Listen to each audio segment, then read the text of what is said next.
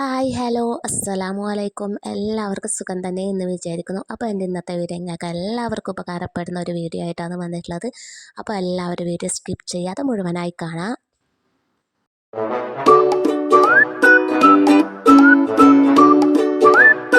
എല്ലാവർക്കും ഇഷ്ടമില്ല ഒന്നാണ് കേക്ക്, ബർത്ത്ഡേ കേക്ക്. എല്ലാവരും ബർത്ത്ഡേക്കെല്ലാം പുറത്തുനിന്നാണ് വാങ്ങുന്നത്. അപ്പോൾ നമുക്ക് വീട്ടിൽ സിമ്പിളായിട്ട് ഉണ്ടാക്കാൻ പറ്റും. അപ്പോൾ അതിന് വേണ്ടിയിട്ടാണ് ഞാൻ ഒരു കപ്പ് മൈദപ്പൊടി എടുത്തിട്ടുണ്ട്.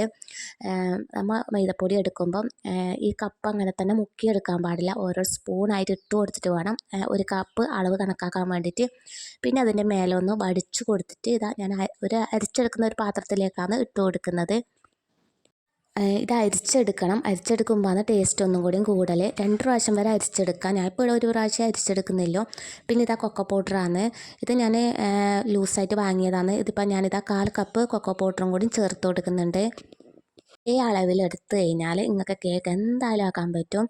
അപ്പോൾ എല്ലാവരും ഇതുപോലെ ഒന്ന് ട്രൈ ചെയ്ത് നോക്കാം. ഫ്ലോപ്പായവരുണ്ടാവും ഇഷ്ടംപോലെ ആൾക്കാർ. അപ്പോൾ ഇതുപോലെ ഒന്ന് ട്രൈ ചെയ്ത് നോക്കാം. നമ്മൾ ഇതുപോലെ കപ്പ് എടുത്തു കഴിഞ്ഞാൽ അതിൻ്റെ മുകളിലൊന്ന് വടിച്ചെടുക്കണം. എന്നാൽ ആ ഒരു കപ്പിൻ്റെ അളവട കണക്കായിട്ട് വരുമല്ലോ. അപ്പോൾ ഇതാ കപ്പ് കൊക്കോ പൗഡറും അതിലേക്ക് ഇട്ട് കൊടുത്തിട്ടുണ്ട്. പിന്നെ വേണ്ടത് ബേക്കിംഗ് പൗഡറാണ്. 1 ടീസ്പൂൺ ബേക്കിംഗ് പൗഡറും അതുപോലെ തന്നെ 1/2 ടീസ്പൂൺ ബേക്കിംഗ് സോഡയും 1/4 ടീസ്പൂൺ ഉപ്പുമാണ് ഇതിൻ്റെ അളവ്. ഇതുപോലെ തന്നെ എടുക്കാൻ ശ്രദ്ധിക്കുക. ഇനി ഇതെല്ലാം കൂടിയിട്ട് ഒന്ന് അരിച്ചെടുക്കണം. നമ്മളെ മിക്സ് എല്ലാം അങ്ങോട്ടും ഇങ്ങോട്ടും എല്ലാം ഒരുപോലെ ആവും വേണം. അപ്പം ഇതാ ഞാൻ അരിച്ചെടുക്കുന്നുണ്ട്. അരിച്ചെടുക്കൽ നിർബന്ധമാണ് കേട്ടോ. പിന്നെ എന്തെങ്കിലും മൈദപ്പൊടിയിലെല്ലാം എന്തെങ്കിലും പൊടി ഉണ്ടെങ്കിൽ അതൊക്കെ പോയി കിട്ടുകയും ചെയ്യും. നമ്മളിപ്പോൾ പുറത്തുനിന്ന് 600 700 കൊടുത്തിട്ട് കേക്ക് വാങ്ങുന്നതിനെക്കാട്ടി നമുക്കൊരു 10-200 റുപ്യ ചിലവാക്കിയാൽ തന്നെ വീട്ടിൽ 2 പ്രാവശ്യം ഉണ്ടാക്കേണ്ട കേക്കിൻ്റെ സാധനം നമുക്ക് വാങ്ങാൻ ഒരു 200 റുപ്യ ചിലവാക്കിയാൽ നമുക്കാവും. അപ്പം നമുക്ക് മക്കൾക്ക് നമുക്ക് വേണമെന്ന് വിചാരിക്കും അതുപോലെ തന്നെ ഉണ്ടാക്കി കൊടുക്കാനും പറ്റും. ബ്ലാക്ക് ഫോറസ്റ്റിൻ്റെ റെസിപ്പിയാണ്. അപ്പം ബ്ലാക്ക് ഫോറസ്റ്റ് എല്ലാവർക്കും ഇഷ്ടമുള്ളൊരു സംഭവമാണ്. അപ്പം ഇത് ഞാൻ എൻ്റെ മോളെ ബർത്ത്ഡേ ആണ്. അപ്പം അതിന് വേണ്ടി ഞാൻ കേക്ക് ഉണ്ടാക്കുമ്പോൾ വീഡിയോ എടുത്തതേ ഉള്ളൂ. അപ്പം ഞാൻ കുറേ നാളായിട്ട് വീട്ടിൽ തന്നെയാണ് ഉണ്ടാക്കൽ. ഇനി എല്ലാം കൂടിയിട്ടൊന്ന് നല്ലോണം ഒന്ന് മിക്സാക്കി കൊടുക്കണം. ബേക്കിംഗ് പൗഡറും ബേക്കിംഗ് സോഡയും ഉപ്പും കൊക്കോ പൗഡറും എല്ലാം ഒരുപോലെ ആകുന്ന പോലെ തന്നെ എല്ലാം ഒന്ന് മിക്സാക്കി കൊടുക്കണം. പിന്നെ ഇതാ കേക്ക് ടിന്നാണ്. പിന്നെ കേക്ക് ടിൻ ഇല്ലെങ്കിൽ നിങ്ങൾക്ക് കുക്കറിൽ ഒഴിച്ചു കൊടുക്കുകയും ചെയ്യാം. അല്ലെങ്കിൽ നോൺ സ്റ്റിക്കിൻ്റെ പാത്രം ഉണ്ടാവില്ല, അതിലൊഴിച്ച് കൊടുത്താലും മതി. ഇപ്പം ഞാൻ കേക്ക് ടിൻ എൻ്റെ കയ്യിലുണ്ട്. അതിലേക്ക് തന്നെ ഞാൻ സൺഫ്ലവറിൻ്റെ ഓയിൽ കുറച്ച് ഒഴിച്ച് കൊടുക്കുന്നുണ്ട് സൈഡിലെല്ലാം ഇട്ട് കിട്ടാൻ വേണ്ടിയിട്ട്. സൺഫ്ലവറിൻ്റെ ഓയിലോ അല്ലെങ്കിൽ ബട്ടറോ ഇതിൽ ഏതെങ്കിലും ഒന്ന് കേക്ക് ടിന്നിൽ ഒന്നാക്കി കൊടുത്താൽ മതി. ഇത് സൈഡിലൊന്ന് പെട്ടെന്ന് ആയിക്കഴിഞ്ഞാൽ നമ്മളെ കേക്ക് സ്പോഞ്ച് ആയിക്കഴിഞ്ഞാൽ പെട്ടെന്ന് വിട്ട് കിട്ടാൻ വേണ്ടിയിട്ടാണ്. പിന്നെ അതുപോലെ തന്നെ അതിൽ ഓയിൽ ഒഴിച്ചിട്ടാകുമ്പം ഇതുപോലെ മൈദപ്പൊടി തട്ടി കൊടുക്കുക. ഇങ്ങനെയും ചെയ്യാം. പിന്നെ അല്ലെങ്കിൽ ബട്ടർ പേപ്പർ വെച്ച് കൊടുക്കുക. ഞാനിപ്പോൾ അല്ലെങ്കിൽ എന്താ പറയുക എയർ ഫോർ ഷീറ്റില്ലേ, അത് ഇതുപോലെ റൗണ്ടിൽ കട്ട് ചെയ്തിട്ട് ഇങ്ങനെയും വെച്ച് കൊടുക്കുന്നുണ്ട്. ഇങ്ങനെ ചെയ്യുമ്പോൾ നമുക്ക് പെട്ടെന്ന് കേക്ക് നമുക്ക് വേഗം തട്ടുമ്പോൾ തന്നെ കിട്ടും. പറ്റിയൊന്നും പിടിക്കാണ്ട് കുക്കറിൽ ചെയ്യുമ്പം ഇതുപോലെ ചെയ്താൽ മതി. കുക്കറിൻ്റെ അടിയിൽ ബട്ടർ പേപ്പറോ എന്തെങ്കിലും വെച്ച് കൊടുത്താൽ മതി. സ്റ്റിക്കിൻ്റെ പാത്രം നമ്മൾ കേക്കാക്കുന്നതിൻ്റെ ഒരു 1/4 മണിക്കൂർ ഫ്രീ ഹീറ്റ് ചെയ്യാൻ വെക്കണം. അപ്പോൾ ഇതാ ഞാൻ അത് ഫ്രീ ഹീറ്റ് ചെയ്യാൻ വെച്ചിട്ടുണ്ടായിരുന്നു. അപ്പോൾ അതൊന്നും ഞാൻ കാണിച്ചിട്ടില്ല. പിന്നെ ഇതാ ഞാൻ 4 മുട്ടയാണ് എടുത്തിട്ടുള്ളത്. ഒരു പാത്രത്തിലേക്ക് 4 മുട്ട പൊട്ടിച്ചൊഴിച്ചിട്ടുണ്ട്. പിന്നെ അതിലേക്ക് പിന്നെ പഞ്ചസാരയാണ് വേണ്ടത്. നമ്മൾ പൊടിക്കാത്ത പഞ്ചസാരയെങ്കിൽ ഒരു 3/4 കപ്പ് പഞ്ചസാര മതി. പൊടിച്ച പഞ്ചസാരയെങ്കിൽ 1 കപ്പ് പഞ്ചസാരയും ഇങ്ങനെ അളവെടുത്താൽ മതി. ഇതാണ് 1 കിലോ കേക്കിൻ്റെ അളവ്. പിന്നെ ഇതിലേക്ക് വാനില എസൻസും കൂടി ചേർത്ത് കൊടുക്കുന്നുണ്ട്. 1 ടീസ്പൂൺ വാനില എസൻസ്. പിന്നെ ഇതിൻ്റെ മുട്ട മണലും പോയി കിട്ടാൻ വേണ്ടിയിട്ടാണ് എസൻസ് ചേർത്ത് കൊടുക്കുന്നത്. ഇനി ഇത് നല്ലോണം പതഞ്ഞ് വരുന്ന വരെ ബീറ്റ് ചെയ്യണം. ബീറ്റ് ചെയ്യുന്ന സമയത്ത് കുറച്ചായിട്ട് പഞ്ചസാര ഇട്ട് കൊടുത്തിട്ട് വേണം ബീറ്റ് ചെയ്യാൻ വേണ്ടിയിട്ട്. ഒരുമിച്ച് പഞ്ചസാര ഇട്ടിട്ട് ബീറ്റ് ചെയ്യാൻ പാടില്ല. കുറച്ചായിട്ട് ഇട്ട് കൊടുത്തിട്ടാവും ബീറ്റ് ചെയ്യുക. നമുക്ക് ബീറ്റ് ചെയ്ത് കഴിഞ്ഞിട്ട് ഇത് ആവുമ്പോൾ മനസ്സിലാവും. ലാസ്റ്റ് ആവുമ്പോൾ നല്ലോണം പൊങ്ങി വരും മുട്ട. അപ്പോൾ മനസ്സിലാവും നമുക്ക് ഇതായി എന്നുള്ളത്. കേക്ക് ആക്കാൻ അറിയാത്തവർക്കും അതുപോലെ തന്നെ ഫ്ലോപ്പായവർക്കും ഇനി കേക്ക് ആക്കാൻ ആഗ്രഹമുള്ളവർക്കും ഇത് കണ്ടാൽ എന്തായാലും പെർഫെക്റ്റായിട്ട് തന്നെ കേക്ക് ഉണ്ടാക്കാൻ പറ്റും. ഞാൻ ആദ്യം എനിക്ക് ഭയങ്കര ഇഷ്ടമാണ് കേക്ക് ഉണ്ടാക്കാൻ വേണ്ടിയിട്ട്. ഞാൻ ഒരുപാട് കേക്ക് ഉണ്ടാക്കിയിട്ട് മക്കൾ കൊടുക്കും. ആദ്യം പഠിച്ച പാടെ പിന്നെ കേക്ക് നമുക്ക് തിന്നിട്ട് തന്നെ മടുത്ത പോലെയായി. പിന്നെ കേക്ക് ആക്കൽ അവിടെ ഇതായി. അധികം ഉണ്ടാക്കലില്ല. എന്തെങ്കിലും ആവശ്യം വരുമ്പോൾ ബർത്ത്ഡേ എന്തെങ്കിലും അങ്ങനെ പരിപാടി വരുമ്പോൾ മാത്രം ഉണ്ടാക്കലായി. അപ്പോൾ ഇപ്പം കുറേ നാൾ കൂടിയിട്ടാണ് ഇപ്പം ആക്കുന്നത് കേക്ക്. അപ്പം മക്കൾക്കെല്ലാം ഭയങ്കര അരുവത്തൊന്നും മാറുന്നില്ല ഈ കേക്ക് ആക്കുന്നതിൻ്റെ ഒരു ത്രില്ല് കൊണ്ട്. ഞാൻ സാധാരണ അവർ ഉറങ്ങിക്കഴിഞ്ഞാലാണ് കേക്കിൻ്റെ പരിപാടിക്ക് കീയൽ. അപ്പോൾ ഇത് പിന്നെ വീഡിയോ എടുക്കുന്നതുകൊണ്ടൊന്നും ലൈറ്റൊന്നും കിട്ടൂല എന്ന് വിചാരിച്ചിട്ടാണ് ഞാൻ പിന്നെയും കുറച്ചും കൂടി നേരത്തെ എടുത്തത്. അപ്പം എന്തായാലും ലൈറ്റ് കുറവ് തന്നെയാണ്, പുറത്ത് നല്ല മഴയാണ്, അതിൻ്റെ ഒരു ക്ലിയർ കുറവും ഉണ്ട്. ഈ ബീറ്റർ ഹൈ സ്പീഡിൽ ഇട്ടിട്ട് തന്നെ ബീറ്റ് ചെയ്യണം കേട്ടോ. ഹൈ സ്പീഡിൽ തന്നെ, അതിൽ കുറക്കാനൊന്നും പാടില്ല. ഹൈ സ്പീഡിൽ തന്നെ ഇട്ടിട്ട് ബീറ്റ് ചെയ്ത് എന്നാൽ പെട്ടെന്ന് ആയി കിട്ടും. കേക്കിൻ്റെ സ്പോഞ്ച് ഉണ്ടാക്കുമ്പോൾ കുറച്ച് കാര്യങ്ങൾ ശ്രദ്ധിച്ചാൽ മതി. നമ്മളിപ്പോൾ മുട്ട ഒഴിച്ചു കൊടുക്കുന്ന പാത്രത്തിൽ വെള്ളത്തിൻ്റെ അംശമൊന്നും പാടില്ല, നല്ല ഉണക്ക പാത്രം തന്നെ വേണം. അതുപോലെ തന്നെ തണുത്ത മുട്ട പാടില്ല. അതുപോലെ തന്നെ ഫ്രിഡ്ജിൽ മുട്ടയാണെങ്കിൽ കുറച്ച് നേരത്തെ എടുത്ത് പുറത്ത് വെക്കുക, അതിൻ്റെ തണുപ്പെല്ലാം കളയുക. അതുപോലെ തന്നെ എസൻസ് ഒന്നും തണുപ്പ് പാടില്ല. തണുത്ത മുട്ടയാകുമ്പം ഇതങ്ങനെ എന്താ പറയുക, ബീറ്റ് ചെയ്താൽ പൊങ്ങി വരില്ല. അപ്പോൾ അതുകൊണ്ടാണ് തണുത്ത മുട്ട ഇതിന് പാടില്ല എന്ന് പറയുന്നത്. അപ്പം ഇതാ ബീറ്റ് ചെയ്തിട്ട് ഏകദേശം ആവാനായിട്ടുണ്ട്. ഇത് ഏകദേശം ഒരു 1/4 മണിക്കൂറെങ്കിലും ബീറ്റ് ചെയ്യേണ്ടി വരും ഇതായി കിട്ടാൻ വേണ്ടിയിട്ട്. ലാസ്റ്റ് ഇതൊരു ക്രീമി രൂപത്തിലാവും, അപ്പോൾ തന്നെ മനസ്സിലാക്കുക ഇതായിട്ടുണ്ട് എന്നുള്ളത്.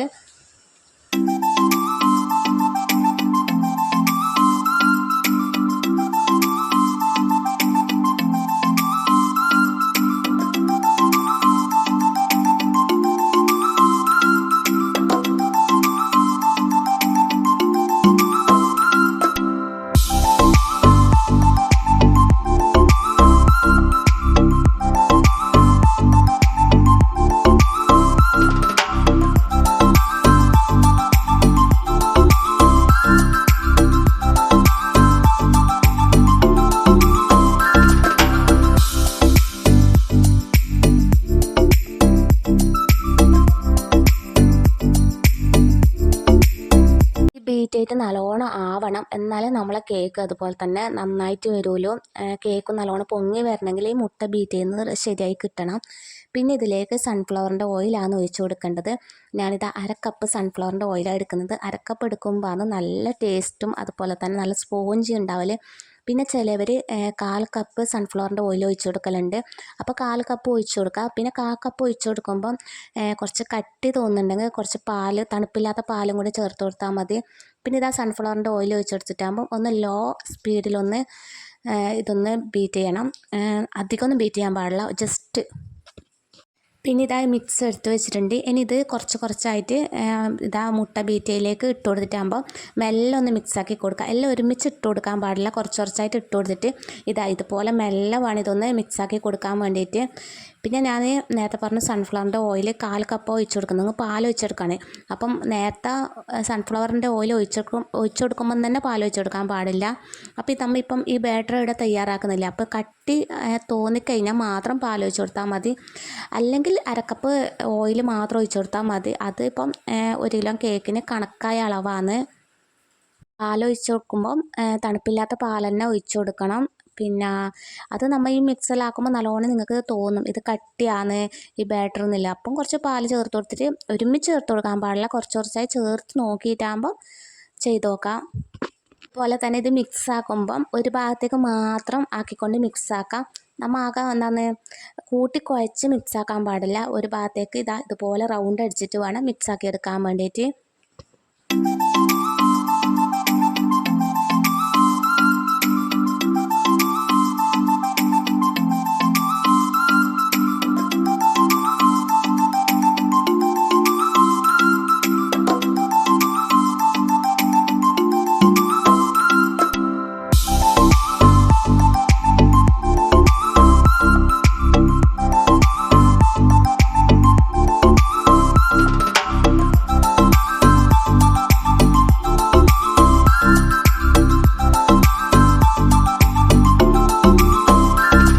എല്ലാം മിക്സ് ആയിട്ട് റെഡി ആയിട്ടുണ്ട്. പിന്നെ കുറച്ച് സമയം എടുത്തിട്ട് ചെയ്താലും വേണ്ടില്ല, മെല്ലെ മിക്സാക്കി കൊടുത്താൽ മതി.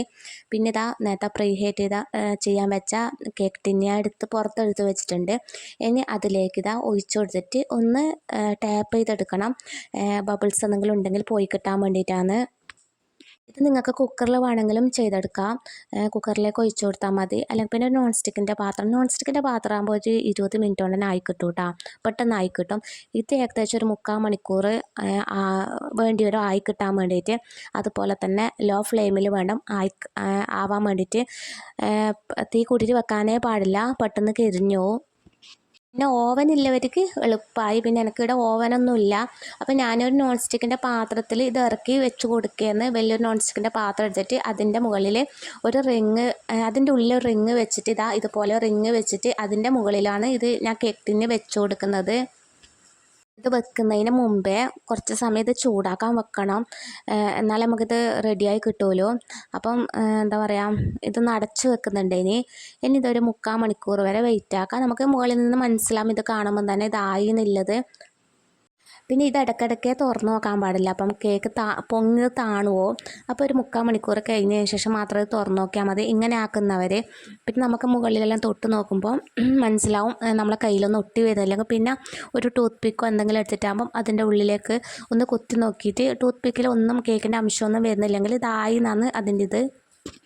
ഇതിപ്പോൾ ഇവിടെ റെഡി ആയിട്ടുണ്ട്. നല്ല സ്പോഞ്ച് ഉണ്ട്, നിങ്ങൾക്ക് കാണുമ്പോൾ തന്നെ മനസ്സിലാകുന്നുണ്ടാവും. നല്ലോണം പൊങ്ങി വരികയും ചെയ്തിന് കേട്ടോ. ഇനി ഇതിപ്പം ഞാൻ കേക്ക് ടിന്നിൽ വേറൊരു പാത്രത്തിലേക്കോ ഏതെങ്കിലേക്കോ ഒന്ന് മാറ്റി കൊടുക്കാം. ഓണം തണുത്തതിന് ശേഷം മാത്രം മാറ്റി കൊടുത്താൽ മതി, അതിൻ്റെ സൈഡിൽ നല്ല ഇളകി കിട്ടും. അപ്പം പെട്ടെന്ന് നമ്മൾ ഇതൊന്ന് കമിച്ച് കൊടുത്താൽ തന്നെ പാത്രത്തിലേക്ക് വീണോളും. പിന്നെ ഞാനിതാ ക്രീമാക്കുന്നതൊന്നും ഞാനിതിൽ ഉൾപ്പെടുത്തിയിട്ടില്ല, അതിൻ്റെ വീഡിയോ ഒന്നും ഞാൻ എടുത്തു വെച്ചിട്ടുണ്ടായിട്ടാണ്. പിന്നെ ഇടയ്ക്കിടയ്ക്ക് കറണ്ട് പോകുന്ന അങ്ങനത്തെ പ്രശ്നങ്ങളൊക്കെ ഉണ്ട്. അതിൻ്റെ വീഡിയോ ഉൾപ്പെടുത്തണമെങ്കിൽ നിങ്ങൾ കമൻറ്റ് ചെയ്താൽ മതി, ഞാൻ അടുത്ത പ്രാവശ്യം അതിൻ്റെ വീഡിയോ കൂടി ഉൾപ്പെടുത്താം. ഇത് സ്പോഞ്ച് നല്ല രീതിയിൽ തന്നെ എനിക്കിവിടെ ആയി കിട്ടിയിട്ടുണ്ട്. അപ്പോൾ ഇതുപോലെ തന്നെ എല്ലാവരും ട്രൈ ചെയ്ത് നോക്കാം, എന്തായാലും ഫ്ലോപ്പ് ആവില്ല, 100% ഉറപ്പ്. അപ്പോൾ എൻ്റെ ഇന്നത്തെ വീഡിയോ നിങ്ങൾക്ക് എല്ലാവർക്കും ഇഷ്ടമായി എന്ന് കരുതുന്നു. ഇഷ്ടമായെങ്കിൽ ലൈക്ക് ചെയ്യാനും സബ്സ്ക്രൈബ് ചെയ്യാനും കമൻറ്റ് ചെയ്യാനും ആരും മറക്കരുത്. അതുപോലെ തന്നെ ഫാമിലിക്കും ഫ്രണ്ട്സിനും ഒന്ന് ഷെയർ ചെയ്ത് കൊടുക്കാം. അപ്പോൾ ഇൻഷാ അല്ലാഹ് ഇതുപോലത്തെ നല്ലൊരു വീഡിയോ ആയിട്ട് തന്നെ വീണ്ടും വരും. അതുവരേക്കും ബായ്.